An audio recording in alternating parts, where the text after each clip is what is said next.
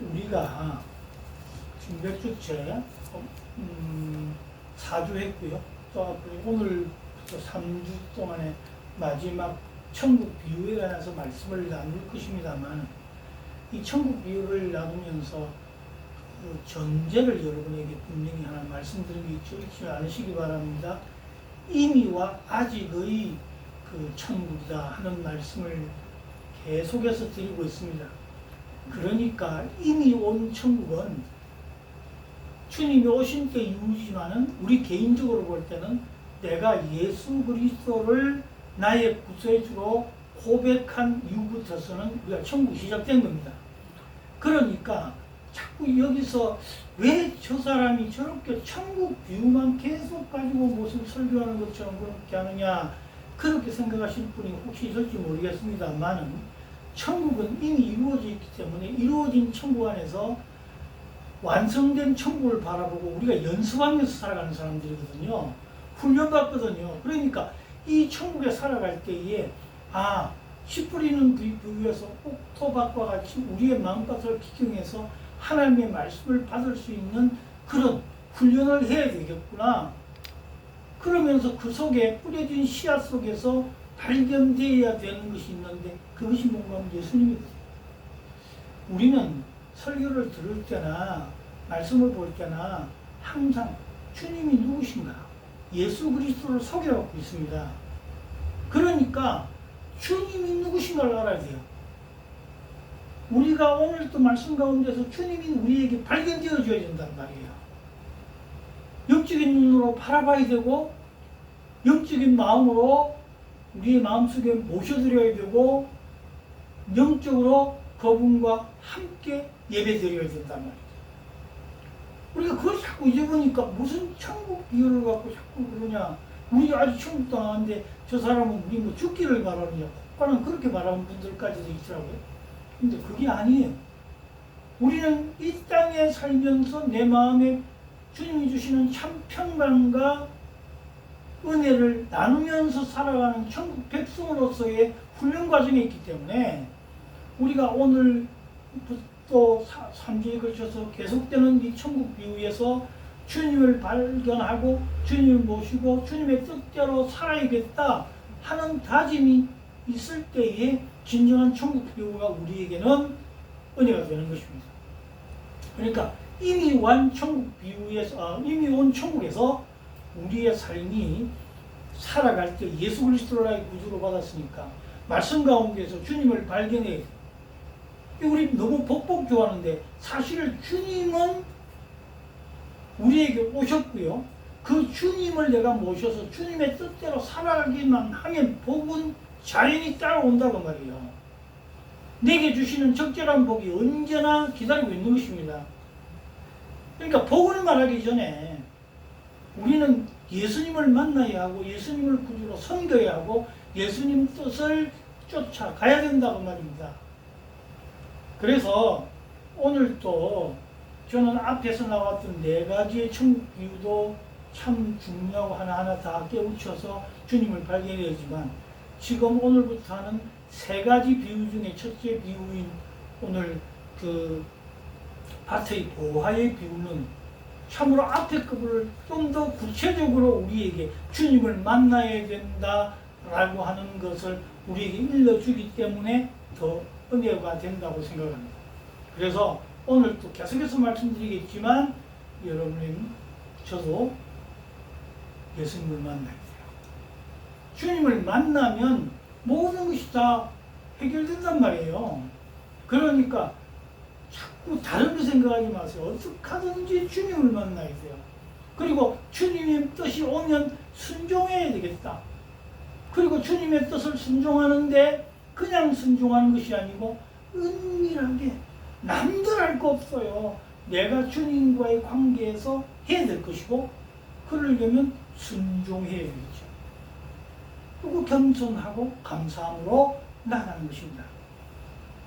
근데 오늘 천국 비유에서는 천국은 밭에 감추인 보화와 같다 그랬어요. 왜 은행에 집어넣거나 뭐 은행 보석하면 넣지 않고 밭에 감추었느냐? 그건 그 당시 유대인들은 뭐 은행이 잘 안 돼 있고 하기 때문에 어떤 깊은 동굴이나 바위틈이나 그 땅을 파서 묻거나 그렇게 숨겨놓은 데가 있다 뭐 그런 말들을 하지요. 그럼 여러분 다 들어보셔서 아시니까 생각하기로 하고요.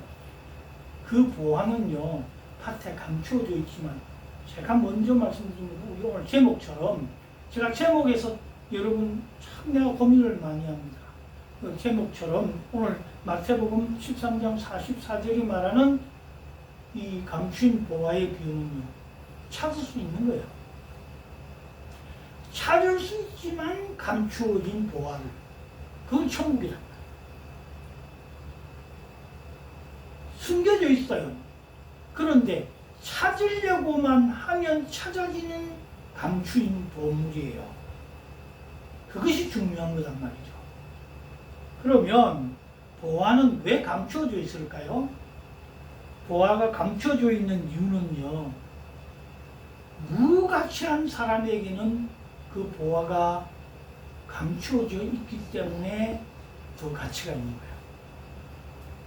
다시 바꿔 말하면 예수님을 만나려고 하고 천국을 사모하지 않고 그 아무것도 아닌 그게 무슨 가치 있는 일이냐 생각하는 사람들에게는 예수님이 만나지지도 않고 보여지지도 않고 예수님이 믿어지지도 않고 천국이 임하지도 않는단 말이에요. 보화가 눈에 안 보인다 그 말이에요. 우리의 마음 가운데 주님을 내 마음에 모시고 살려고 하는 그 간절함이 없고 그 보물을 우리가 찾아서 그 보물과 만나야만 되겠다라고 하는 그런 것이 없기 때문에 보아도 모르고요. 들어도 몰라요. 우리 건망증이 꼭 없어도 자기가 어디에 안 숨겼는데 다른 사람이 이렇게 선반 위에 뚝 나는 것도 아내에게 묻습니다. 여보, 아까 어제 내 줬던 그거 어디 나갔죠? 그러면 얘 거기 북 선반 위에 있어요. 그래서요. 선반 위에 뻔히 눈에 보이는데도 그게 못 찾을 수가 있어. 그죠? 안 보이고 간절함도 없고 아이고 못 찾으면 말지 않은 그런 무가치한 마음들이 있기 때문에 못 찾는단 말이에요. 저도 그렇더라고요. 어디 가서 제 아내가 저보고 뭐나 찾아오라고 그러면 냉장고 안에 코앞에 있는데도 위칸부 다리칸까지 아무리 뒤져도 없어요. 그 왜냐하면 깊이 생각해 보면 아내에게는 그게 지금 필요한데 저에게는 별로 중요한 것이 아니기 때문에 안 찾아지더라고. 내가 정말로 필요하면 그 금방 찾아질 거야 아마 간절하면. 뭐 그렇지 않을 수도 있겠지만은 대부분 그렇지 않습니까? 그런데 진리를 알지 못하고 예수 그리스도가 나의 구주라고 알지 못하는 자들에게는요 지워주도 몰라요. 절명의 순간에 당신에게 지금 꼭 예수님이 필요합니다. 그렇게 일러주어도 난 안 믿어. 내가 예수 없이도 잘 살았는데 뭘 내가 믿는지 안 믿는다니까. 안 보여진다니까. 안 찾아진다니까. 그래서 주님은 숨겨놨습니다. 그런데 그거 찾을 수 있어요. 어떻게 하면요? 내가 마음만 먹으면 찾을 수 있는 거 아니에요. 내가 믿기만 하면 찾을 수 있는 거 아니에요. 천국은요, 특별히 더 제가 생각할 때는 여기 밭에 감추인 그랬지만 찾기 쉬울 정도로 나눴을 것 같아요. 흙만 살짝 덮여있는 그거 조금만 흙만 이렇게 치다 보면 보여줄 수 있는 그런 걸 것 같아요. 그래서 진리를 알지 못하고 무가치하게 여기는 사람들에게는 하나님의 진리가 보이지 않고 찾아지지 않게 하기 위해서 감춰져 있어요. 두 번째로 진리를 찾으려고 하는 사람의 노력, 인내성 혹은 권면이라고 봐야 되겠죠. 그래서 우리 그리스도교는요, 우리 한국 사람은 이건 잘하는 것 같아요. 우리 한국 교인들은 열심으로 믿어야 돼요. 주님을 만나려고 하는 열심이셔야 돼요. 여러분 주님을 만나려고 하는 열심이 없는 자에게는 주님을 만나 주십니다. 우리 보통 연인들 간에는 제일 많이 말하는 게 뭐예요? 좀 오래 떨어져 있어. 그동안 보고 싶었어. 그러죠. 그런데 그 그리움이 없고 보고 싶음이 없으면, 찾으려고 하는 간절함이 없으면 주님은, 그래서 성경마다 그렇게 말하잖아요. 너희는 만날 만한 때에만, 찾을 만한 때에 찾으라. 그래야 만나주시고 찾아지게 될 것이라고 말씀하잖아요. 그래서 천국은요, 천국의 보화는 찾으려고 애쓰는 사람이 찾습니다.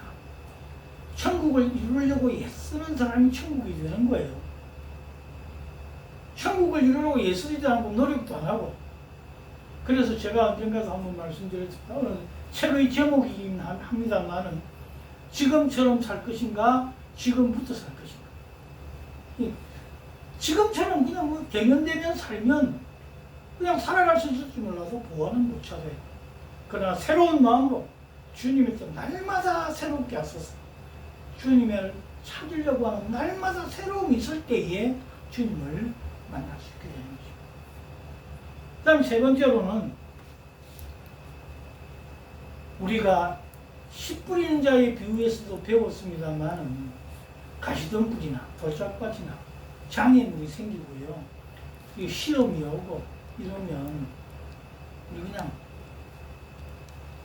놔둔 거라 줘버리면 말아요. 그래서는 주님 만날 수 없어요. 주님을 만나고 주님께로 가려면 인내할 줄 알아요. 끝까지 참을 줄 알아요. 왜 우리가 그런 거 있잖아요.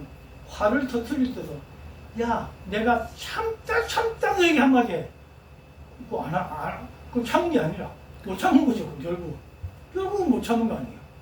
우리 주님을 만날 때도 결국은 못 참는 사람이 되는 게 아니고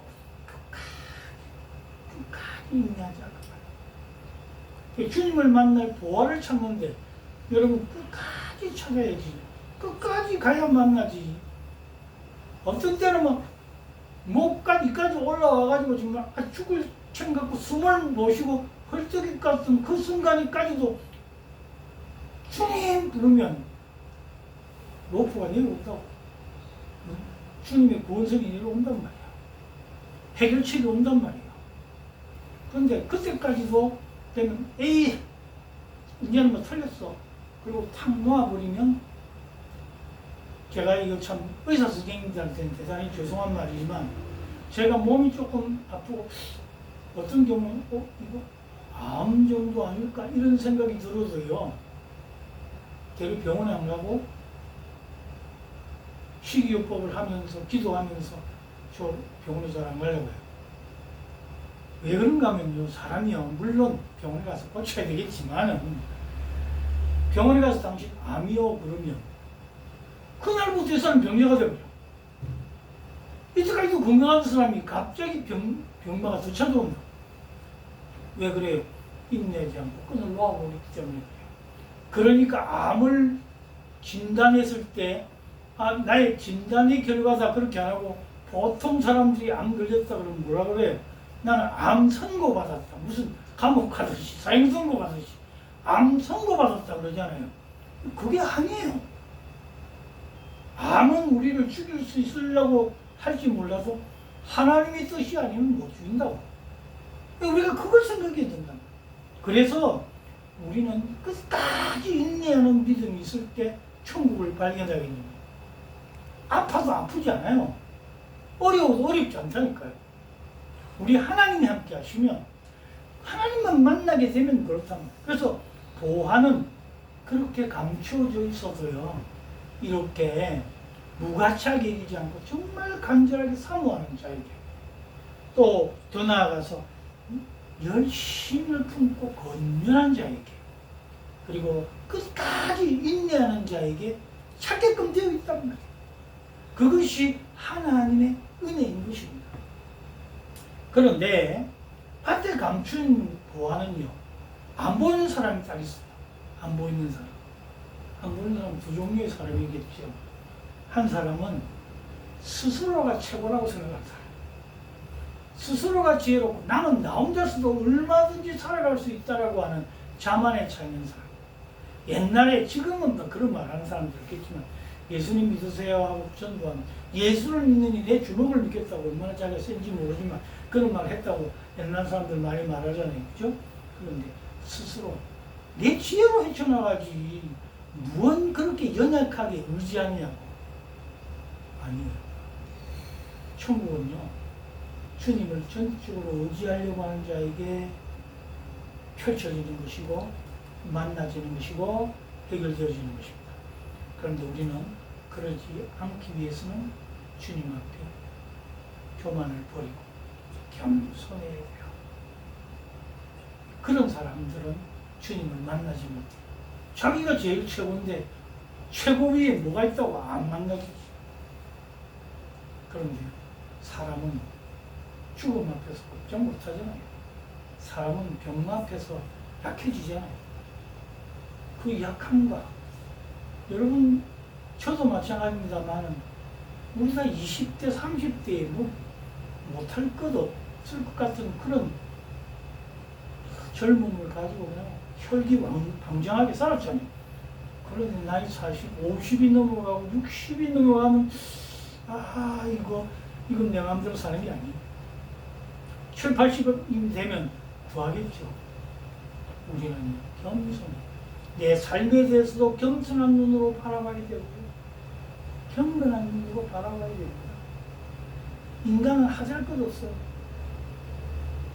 흙으로 만들어진 인간이 흙으로 돌아가는 건 잠시 잠깐입니다. 그때 우리가 이미 이루어진 천국 안에서 정말 천국을 누리며 살다가 완성된 천국으로 가는 사람들이 되기를 축복합니다.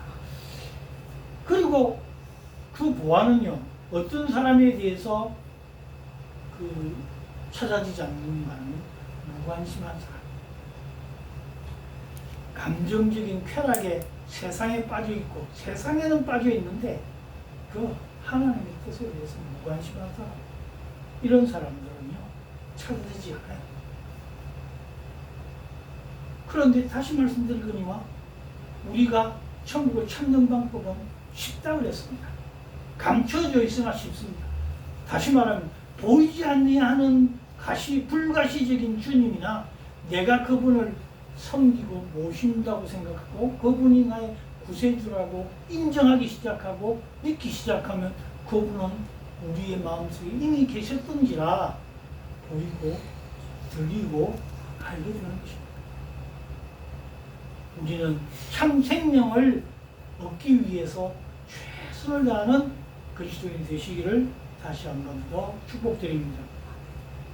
그런데 오늘 그 다음에 보면 이를 발견한 후 숨겨두고 그건 여러분이 다음에 기회에 있으면 말씀드리겠습니다마는 기뻐하며 돌아가서 자기의 소유를 다 팔아 그 밭을 사느니라.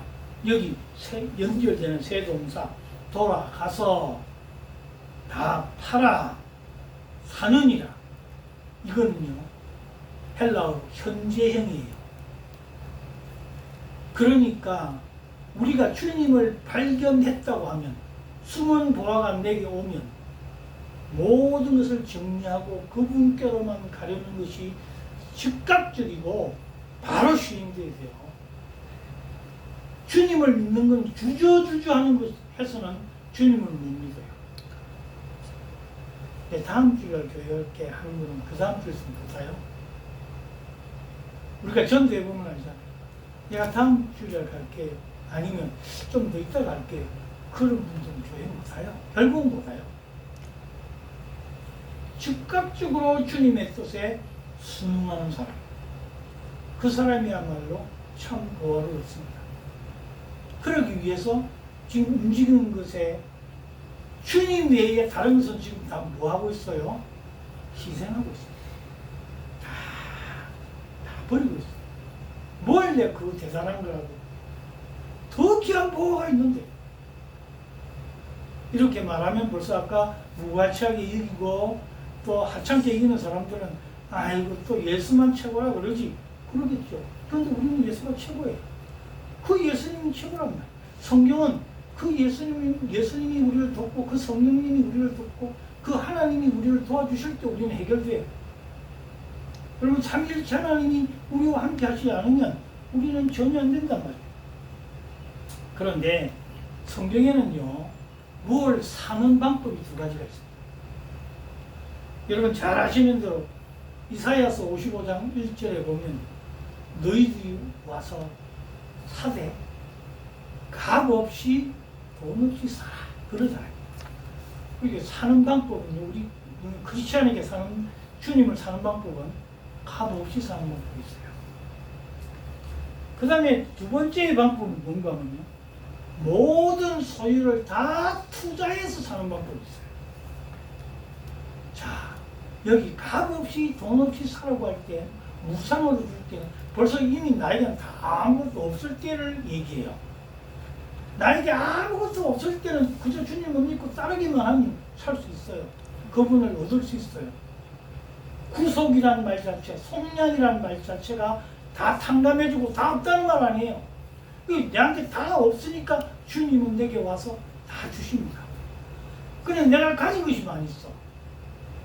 그럴 때는 이것조차도 나의 재능도, 나의 물질도, 나의 시간도, 나의 능력도 다 주님을 앞에 놓고서는 포기할 때 되는 것이에요.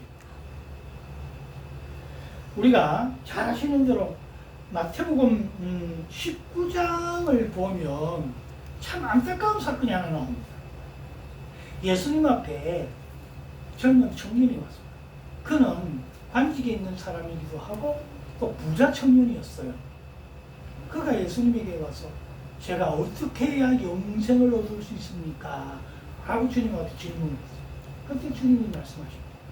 십계명에 나와 있는 모든 계명들, 또 율법에 나오는 모든 계명들을 잘 지키는 것. 그 당시는 그게 믿음이잖아요. 잘 지키라 그랬더니 이 청년이 예 주님, 그건 제가 다 이미 잘 지키고 있습니다. 11조도 열심히 하고 있고요. 주일도 잘 지키고 있고요. 이웃과의 관계도 내가 잘하고 있고요. 하나님 섬기는 일에 내가 다 잘하고 있습니다. 그때 주님이 얘기합니다. 네게 한 가지 부족한 것이 있는데 네 재산을 다 팔아 가난한 사람들에게 나눠주고 나를 따르라.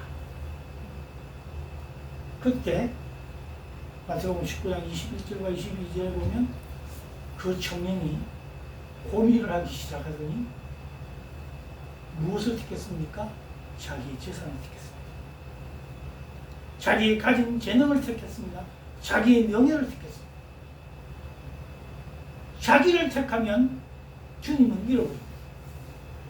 주님을 택하면 나를 잃어버릴 경우도 많지만 나를 잃어버리게 될 것입니다. 먼저는.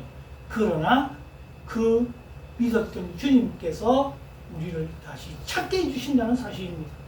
그것이 천국의 비밀이에요. 오늘 우리 주님께서 우리에게 주시는 은혜가 바로 거기에 있는 것입니다.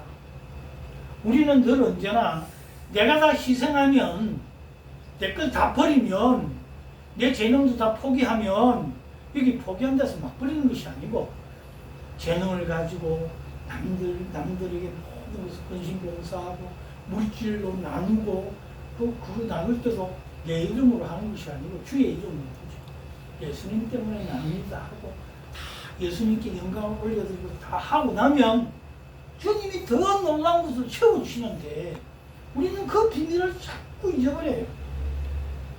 여러분 생각해보세요. 부자 청년이 와서 그 얼마나 믿음 좋은 청년입니까? 다 하고 있잖아요. 기본적인 것 다 하고 있잖아요. 그런데 오히려 부족한 건 자기 자신을 포기하지 못하고 있었단 말이에요. 우리는 이 부자 청년을 향해서 누가 비판하겠습니까? 다 우리 모습입니다. 예? 부자는요, 있으면 더 갖고 싶고요. 100만 원 있으면 1000만 원, 1000만 원 있으면 갖고 있으면 조까지 가겠죠. 다 그렇습니다. 니, 내, 남 말할 것 없이 나 자신부터 그렇습니다. 여러분, 이런 모든 과정들 가운데서 우리는요, 주님 앞에 계속해서 기도할 것입니다. 주님, 나의 잘남, 나의 명예, 나의 물질, 나의 학력 이런 거 주님 앞에 낮추기를 원합니다. 포기하기를 원합니다. 온전히 주님을 향하여 쓰여짐을 받기를 원합니다. 그럴 때 주님은요, 그 감사의 모든 것을 받으시고 우리에게 다시 더 큰 것으로 갚아주신다는 것입니다. 그것이 하나님의 법칙이에요. 작은 씨앗을 뿌렸더니 큰 나무로, 작은 씨앗이 밑에 들어가서 겨자씨가 움틀 때까지 얼마나 희생하겠어요, 그죠? 자기를 다시는 하나님의 밀이 땅에 떨어져서 얼마나 희생하겠습니까?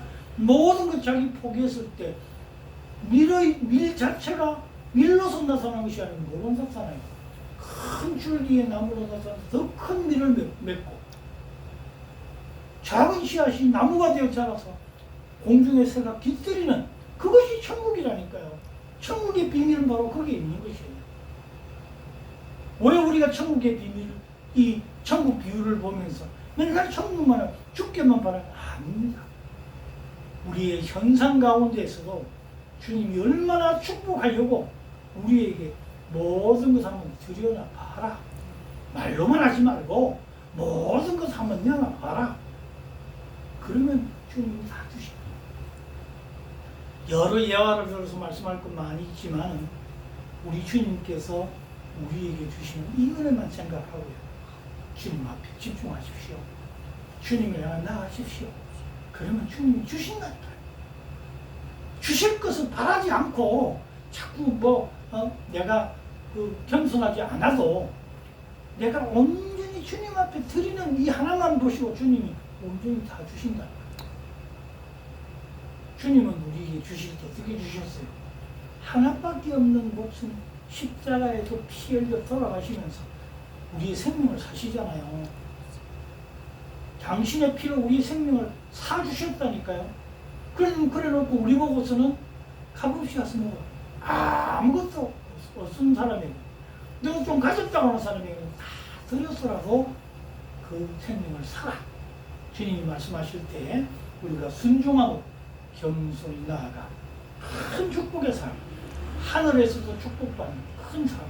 제가 늘 얘기하지만 우리같이 이렇게 살다가 천국 간 사람과 바울과 같은 사람이 천국 갔을 때 누가 더 하나님이 큰 복을 주시겠어요? 모르겠어요. 그 천국은 평등하다 어떤 법으로 쓰는지 모르겠지만 어쨌든 하늘에서 상급이 그만큼 있지 않겠어요? 이 땅에서 그렇게 살았는데 우리도 이 땅에 참으로 이름 없이 빛 없이 살지만 주님께서 축복하시는 그 축복을 우리가 기대하면서 오늘도 우리의 삶이 승리하시는 저와 여러분 다 되시기를 주의 이름으로 간절히 축복합니다.